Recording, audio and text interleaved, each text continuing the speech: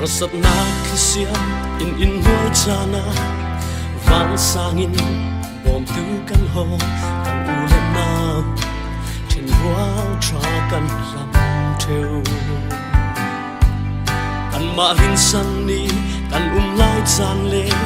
In bom hana chin ri an ne kan harsat boy na Ka in sop thelo Ôi ba long hi rin sam ta asi Min nung cha nak le ra lam rin atlak lo Ôi ba long hi ben sam ta asi Min nung cha nak le ra lam rin atlak lo Khát chung ăn rắn lê lê ăn rin sâm man sẽ ăn hoa bầu cầm đi chung pa thiam giá lô cầm rin sâm ama rin sâm tu bỏ là hiu đã lâu tha giang thar thô na thua mi rin plak pa thiam ăn nung na atza va ôi pa lo Sam tla asi Min nung cha nak le ra lam rin atlak lo Ôi ba lo hi ben sam tla asi Min nung cha nak le ra lam rin atlak lo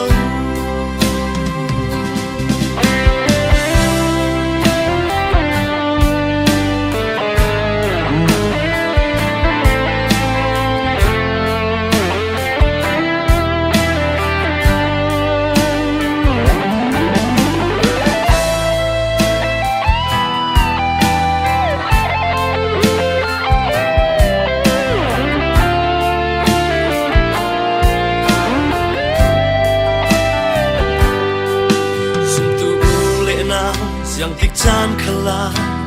boy barin something hilla ama chu kan zo in rua tu asi Israel mi pi som ni sum tia ka sam lo fi a chom thei tu chung in chom hin dai te aku za na ku si boy ba lo Sam tla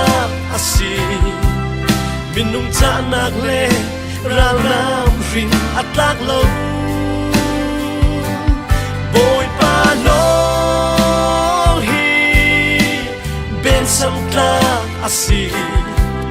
Min nung cha nak le ra lam rin atlak lo Boy pa lo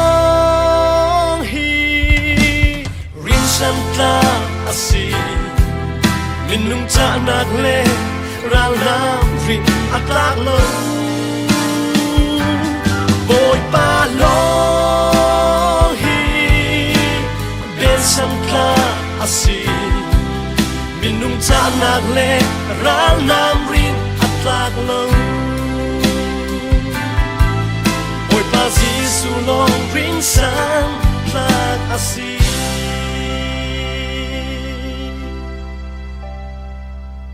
Boy pa Giêsu long ring sa